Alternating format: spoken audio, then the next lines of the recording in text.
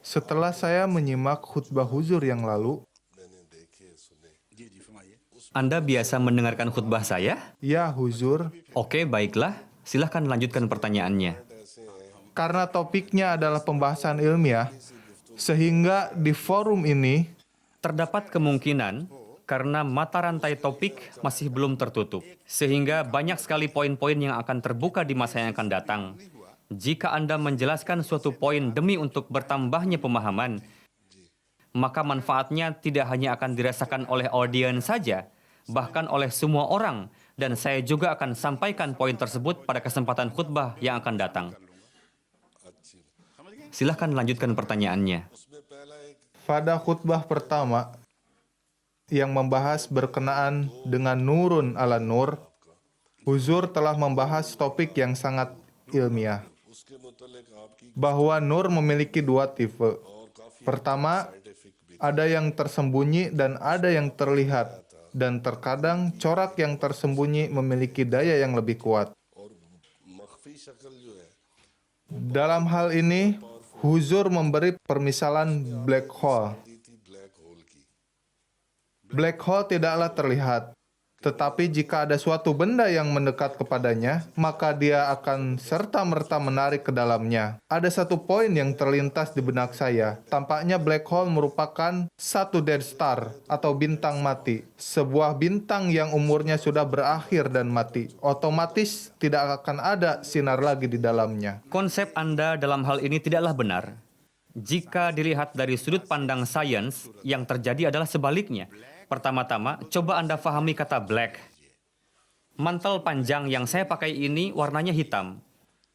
Tapi tidak berarti bahwa di dalamnya tidak ada cahaya. Hal ini disebabkan karena dia menyerap seluruh cahaya ke dalamnya dan tidak membiarkan cahaya-cahaya itu keluar darinya. Kenapa diberikan nama black hole? Karena para ilmuwan berpendapat bahwa dia menyerap sinar X-ray, sinar ultraviolet, dan berbagai macam rays lainnya dengan kuatnya, dan dia tidak membiarkan sinar-sinar itu lolos kembali. Disebabkan oleh kuatnya daya gravitasi. Tidak, daya gravitasi tidak hanya untuk benda-benda padat saja, tapi untuk cahaya juga. Black hole menyerap cahaya. Oleh karena itu, meskipun terdapat sinar di dalamnya, tapi tidak dapat terlihat, dia sendiri tidak kosong dari cahaya, bahkan dalam zatnya terdapat paling banyak cahaya. Tapi karena dia tidak membiarkan cahaya itu lolos, sehingga tidak ada yang bisa melihatnya. Inilah yang dimaksud dengan black hole. Sekarang yang perlu Tuan fahami adalah Rasulullah SAW adalah wujud yang paling bersinar di antara semua sinar. Tapi kenapa beliau memilih bendera yang berwarna hitam untuk Islam? Sekilas tampak aneh. Telah datang seorang nabi yang paling bercahaya di dunia ini dan paling banyak memancarkan cahaya, tapi nabi tersebut justru malah memilih warna hitam untuk benderanya. Alasan utamanya adalah hal itu mengisyarahkan pada penyerapan nur.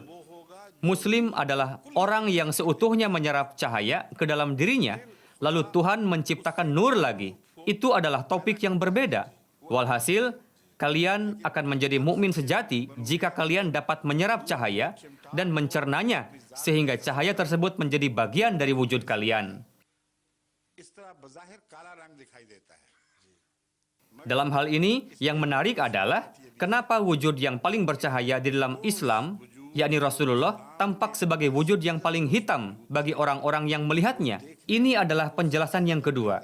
Tapi menurut hemat saya, ini adalah penjelasan yang utama. Abu Jahal pun melihat nur itu, yakni Rasulullah SAW, dan Abu Bakar juga melihatnya. Tapi nur itu tampak hitam kepada Abu Jahal, sedangkan bagi Abu Bakar, nur itu tampak sebagai nur. Artinya, untuk melihat nur dibutuhkan mata. Nur itu akan tampak kelam pada mata yang tidak bisa melihatnya. Karena bendera tersebut selalu digunakan oleh Rasulullah pada saat berperang melawan musuh, sehingga ini merupakan pengumuman bagi umat muslim bahwa bendera hitam ini merupakan perwujudan nur. Sedangkan bagi para musuh, hal itu berarti bahwa seperti halnya bendera ini tampak gelap kepada kalian. Coba saja kalian lawan. Meskipun pada zahirnya tampak gelap kepada kalian, yang akan unggul nur inikah atau yang kalian anggap sebagai nur? Ini merupakan pembahasan yang menuntut suatu pendapat menurut sudut pandang masing-masing. Dan dalam dialog yang bersifat ma'rifat, hal-hal tersebut bisa saja masuk. Saya kembali pada pokok masalah yang kita bahas di awal tadi.